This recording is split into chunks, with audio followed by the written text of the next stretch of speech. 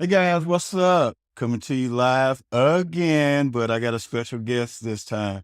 I got a special treat for you guys. I got Barbara Hemphill, and do you want Barbara Hemphill in this video? Yes. Oh, wow. Oh, wow. Yeah. And right behind that is eerie. Well, very eerie. So guys, you can be learning from me because Facebook has these little things, and when you tap on the screen, it kind of lightens up the areas Wow. too. Oh, look, Beth is on, your sister. Yes. So good. So yeah, guys, we're gonna have some fun today. We're gonna talk about how Barbara's 5 steps basically it designed my condo and my life. So I designed my life to look like my condo, and my condo looks like my life.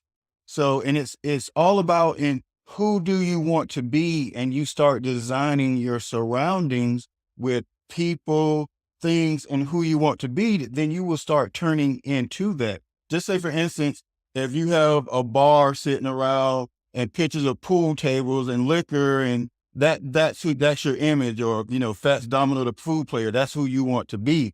And I don't think that's very productive, but to each in its own. So we're going to talk with Barbara and Andrea today about, you're tired, you're sick and tired of living that same old life, and you're not being who you want to be. You have kids and you're married now and you think life is over. So we're going to talk about like the 5 steps that really like opened my eyes up and started changing my life, almost going on 10 years ago. I started with the 5 steps. I had no job, no money. All I had was somebody speaking to me with knowledge. So Barbara, we're going to talk to you and Andrew about the 5 steps. Like when we first started, like when I first moved to Carolina Beach, Andrea said, "What do you want to do?" I said, "I don't know." And she said, "Well, let's go over the 5 steps." So when you explain, I know we do it time and time again, but we got new watchers. I have YouTube subscribers now, so we can just start with the 5 steps. Well, we always start with a vision. Proverbs says, without a vision, the people perish. Mhm. And that is the core of everything we do, is what would success look like? So when it's your life, like in your case, it was like, okay, you didn't have a job, you didn't have a career.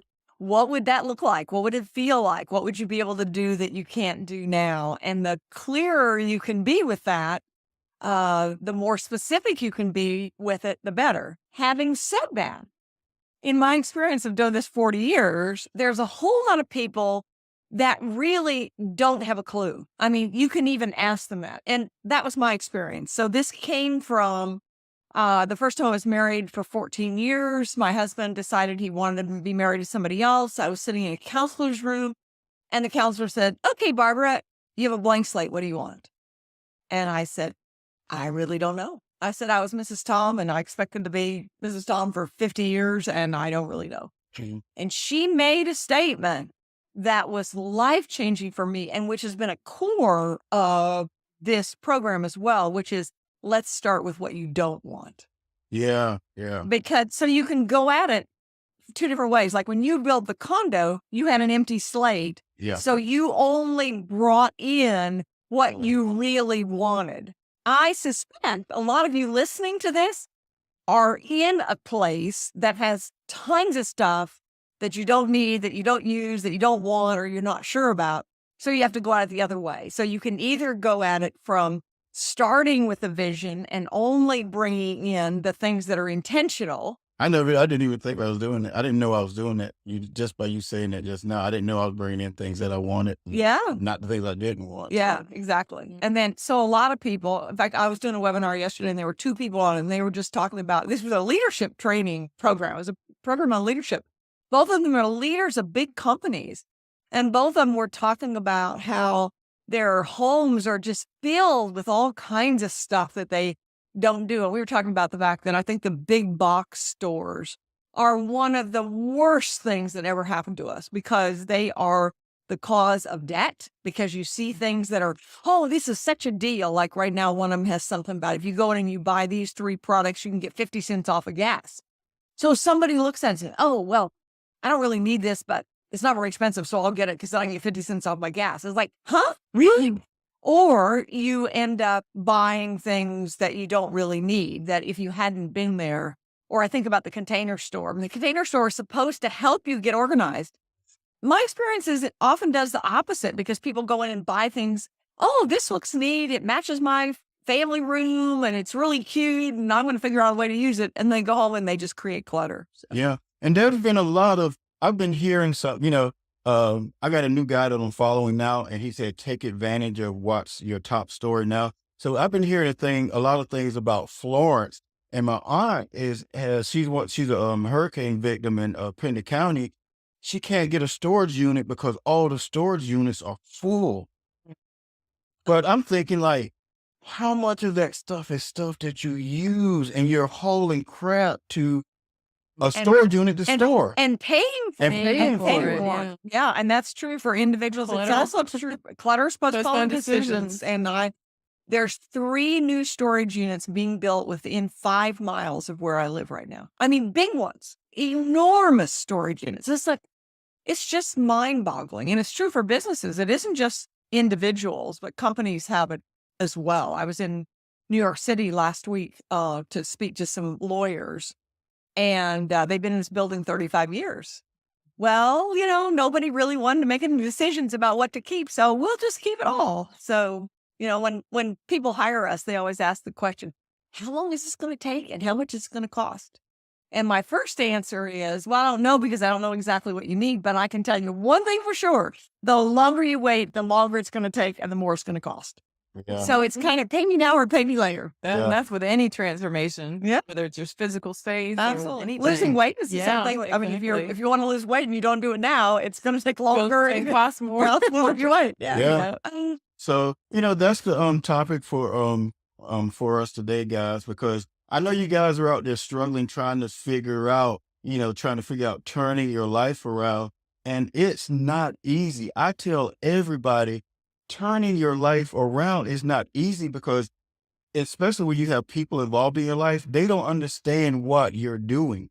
And when people don't understand what you're not doing, they rebel, and then you have to fight against that. And you have to almost be trained to tell them to take it easy. This is what I'm doing, and this is where I'm trying to go with this. Which is actually step 2. Well, I was going to say, the step 2 in the process is identify your obstacles. And to your point, a lot of the obstacles are people. And part of the reason often is jealousy. I mean, it's guilt. It's like, I know I need to do that too, but I don't have what it takes. I'm not willing to make the effort to do that. And so then they sabotage you because it takes away, you're taking away their excuse by doing it. Exactly. We've learned that, and Jeannie's behind the camera. She's here. She's with us today. Say hey, Jeannie.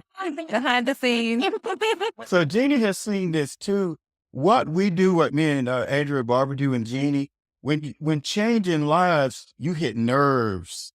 And people will bite against you when you get that one nerve. When you hit that, you'll be fine for a couple of months or maybe a year. But when you start, peeling those layers away, and then when you peel that right layer, it's like that nastiness starts coming out, and we start wondering, where is that coming from? Because we're trying to help them, and the more you help them, the more they resent you. So where does this come from? And I've been studying this guy, and he says, well, actually, it was Joyce Meyer. She said it starts when we're younger. It starts at a young age. And everything does. And so I'll tell you, it doesn't exactly relate to this, but it illustrates that point. One of my fears in growing a business has always been that people would see me as arrogant. I am terrified that people would think, and that comes from my mother saying to me, you're getting too big for your britches. That was one of her things. If I wanted to do something, or I would talk about how don't get too big for your britches. And I realized those messages from childhood really do carry over in a big way. So that's one of the obstacles in the second step was identify your obstacles. One of them are those childhood messages. Yeah. So let's go with number 3. What's number 3? Number 3, Barbara. Commit your resources. So resources, sometimes they're physical, they're ideas in your head that you can succeed. Let me give you an example. I was with a client, and she had this beautiful library kind of office in her home. And she said, I love this room. It's my favorite room. It looks like deep thinking should happen here, but it's full of clutter, so I never go in. Oh. And so I looked around, and there were on the wall bookshelves. Mhm. And up in the top left-hand corner was a set of encyclopedias, the beautiful old kind with the leather Britannica. binding. Yep. And the gold on the binding, And frankly, there's a lot of organizing consultants who said, oh, well, you don't need that now because the encyclopedia is on the internet. And I said, tell me about this. And she said, well, I was very poor. And when I started making money, one of the very first things I bought was this set of encyclopedias. So we ended up keeping them because one of the things we say about a productive environment is it's an intentional setting in which you can meaningfully accomplish your work and enjoy your life. Well, those encyclopedias helped her accomplish her work and enjoy her life because when she looked at them, they reminded her that she could overcome all kinds of obstacles. And so we ended up, the extra books we found were books often that she'd read or books that had been, and she wasn't going to read again, or books that had been given to her and she really didn't want to read. And so we donated those. We made one of the things I loved is we made a database of the names of the ones that she had read, the title and the author, and then just jotted down a couple of things about them because one of the reasons I learned that I had trouble getting rid of books was I wanted to remember that I'd read them. So I was keeping them because I wanted to remember. It's like, but they were taking up all this space. So I was like, oh, okay, we'll just make a list of them. So we did. So resource could be things, it can be people, it can be, you talk a lot about schedules, your morning routine, your evening routine. That's a resource. Systems. We use the acronym for system of saving you space, time, energy, and money. Every time there's something in your life that you do over and over, you need a system for it. I use the example of laundry is one of my favorites because when I moved into my house 4 years ago, I hated doing laundry. And every week it's like, oh, I can put it off till tomorrow. And then one day I said, you know what, Barbara, you're going to have to do laundry for the rest of your life. What, are you going to have this fight every week for the rest of your life? So I used the 5-step process and I said, okay, step 1, which is what would success look like? And I said, once a week, virtually, you might be 1 or 2 things, but virtually everything will be clean and put away. That's my goal. That's the vision. So secondly, what are the obstacles? Well, it's boring. I procrastinate about it. Folding clothes makes my back hurt. I'm never sure when to do it. So I was like, okay, those are obstacles. And then 3 was resources. Well, I have a laundry room, but it's kind of small. But then, I have a king size bed in the bedroom. That's the perfect height for folding clothes. And so one of the things was it's boring. So there was a television set in there. So I would record things that I didn't have to look at, that I could just listen to, music and things like that. And then I decided that I could do laundry on Friday or Saturday night. My husband and I are not very social people. We might go out one of those nights, but very rarely we'd ever go out too. But it's also a night we're kind of relaxed, watch a movie, get a pizza, do some things like that. So I thought, okay, so that's the plan, which takes us to step 4, which is design and execute your plan. In order to reach this vision, overcoming these obstacles with these resources, what do you do? So it's like, okay, laundry gets done on Friday or Saturday night. I fold it on the bed. I flip on the TV so that I can watch something while I'm doing it. And I've been doing that 24 years and it's no big deal because there's a system. And then the 5th step in it is the one where most people fail. And the 5th one is sustain They quit. quit. That's right. Sustain your success. And notice the common word in all 5 of those is state your vision, identify your obstacles, commit your resources, design and execute your plan, and sustain your success. It's all about you and what you will do. Yeah. And When it's good. I was going to say one thing that I think is really important too, and it goes to your point of one of your mantras for all these years is together we are better. And that all of these things we're talking about are very difficult to do by yourself. That you need a team, you need a coach. I mean, you believe in coaches. Absolutely. You believe in coaches. Well, research shows that you are 67% more likely to accomplish a goal if you have someone to whom you're accountable.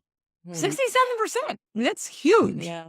Or a tribe, I mean, I just came back from a 2-day conference with a bunch of marketers, and it's like, it's the tribe. They're all talking about the same thing and they're lifting each other up. And you and I've had the experience where we had to learn, because in the beginning, when we were partners, it was like Avery wouldn't want to tell me anything negative because she didn't want to discourage me. And then we found out that when she would tell me something that wasn't going right, instead of it discouraging me more, the opposite happened. He's like, okay, what can we do to fix this? It completely changed our relationship. It was very dramatic. I just started studying Very true. the guy I'm studying now, which is Patrick. I don't remember. I can never. His name remember is not memorable. His stuff is so good, but his name is not memorable. But he said one of the things he said, instead, when something happens, he said, instead of shutting down, you should use that as energy to saying, hey, I don't want to fail. So it's the same thing. Don't shut down. Take that negativity and charge and run into it so you don't fall flat on your face. Well, that was illustrated by Andrew, and I just read another book that I just love called The Power of TED. And TED stands for the Empowerment Dynamic. Yeah. And the premise is what's the opposite of victim? It's like this guy who wrote the book was feeling like a victim. His marriage had failed, he'd lost his job. I mean, just feeling like a victim. And in the story, it said, what's the opposite of victim? It's creator. When there's a problem, instead of feeling like you're being pushed down, it's like, okay, create a solution. What can I do? And it changes everything in the way you look at it. I mean, you can choose to be a creator as opposed to being a victim. Yeah. And then to that point too, the other book that we just finished, Willpower Doesn't Work, is also about creating the environment that you want that helps you be successful. So I didn't even show you this, but one of the things that was really helpful to me, because, if you have an office, you have a desk or a place that you work all the time and everything goes there, then, sometimes that can zap your creativity if you're paying bills in the same place that you're trying to get ideas and create a business.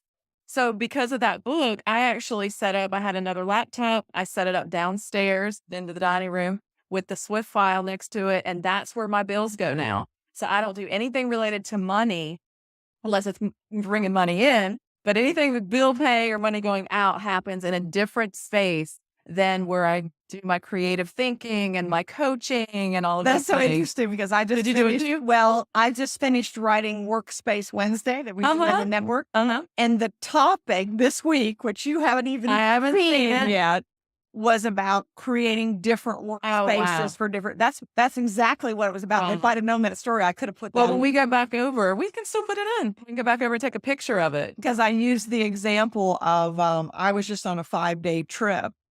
And I got tons of writing and reading done, because nothing inspires me like being in a hotel room. I mean, it's like when I'm in a hotel room, it's like a different environment, and it just makes my brain go crazy. And I have a book there. I always have at least 1 or 2 books. So I'm reading books as well. And another place is an airplane. People talking about hating to fly. I love to fly, because when I'm flying, I'm in that. I don't know, it's something about it. It literally lifts me up. It lifts my spirits up. I can look out the window and listen to music and things like that. So, and I have a friend who is, she's written 15 books on design. She's a designer, and she designs buildings and cities and things like that. And when we first met 20 some years ago, she made a statement that I just blew me away. I never thought about it. She said, wherever there's a slum, I blame us, meaning the design industry. I said, what do you mean?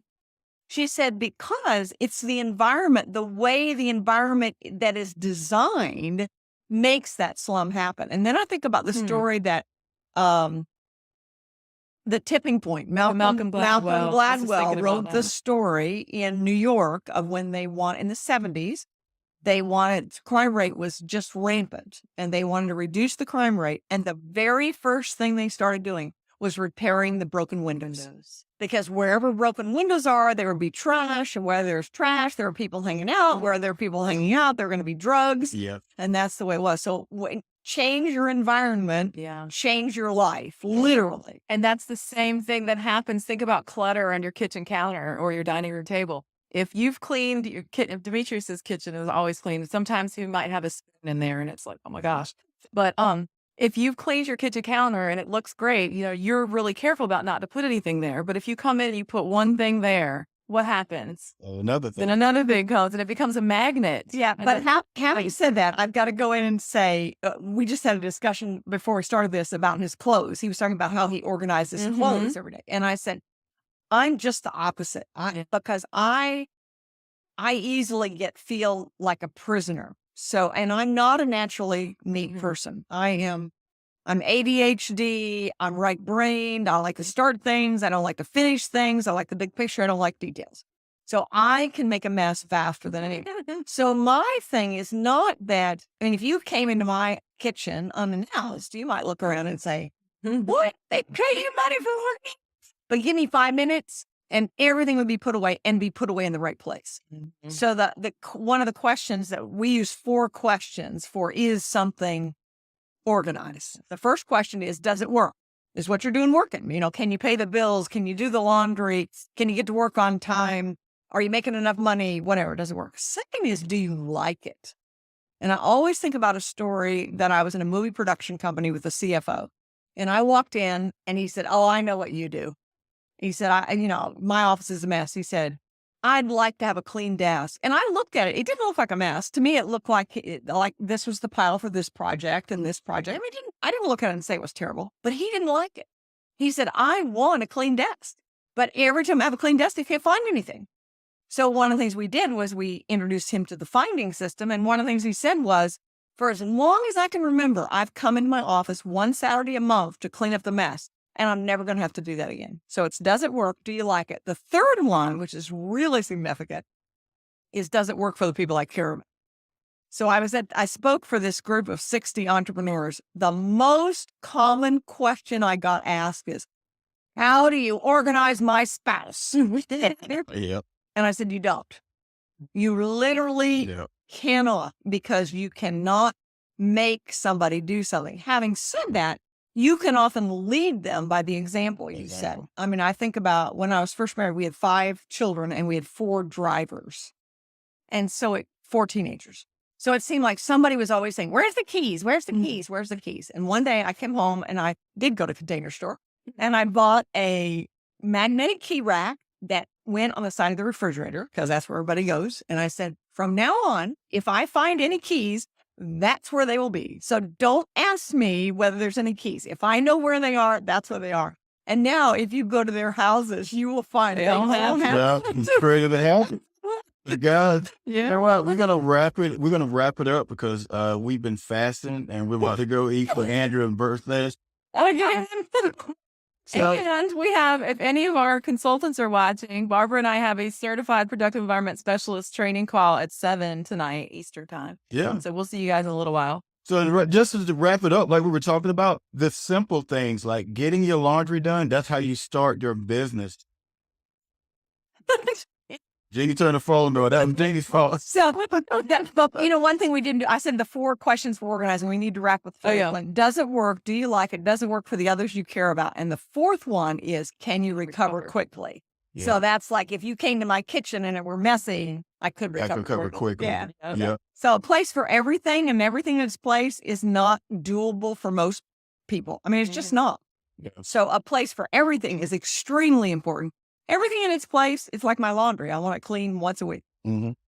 So the reason why we're giving you this free content, because when you give out free content, we know you won't do it. You need guidance. You need our help. You need our help. So let's move on. I want you guys to ask questions, and probably Andrea and Jeannie, we will download to all our websites, like Barbara's website. Subscribe to Barbara's YouTube channel, my YouTube channel. We have websites that we can send you to, and we can go step by step. Wait, this thing is big. It's bigger than you think. Organizing is starting small, and then you will cover a big picture. So you know what? I want you guys to enjoy the rest of your day. If you have any questions, ask. We will send you to the website. So, all right. See you guys later. Stay good. Woo!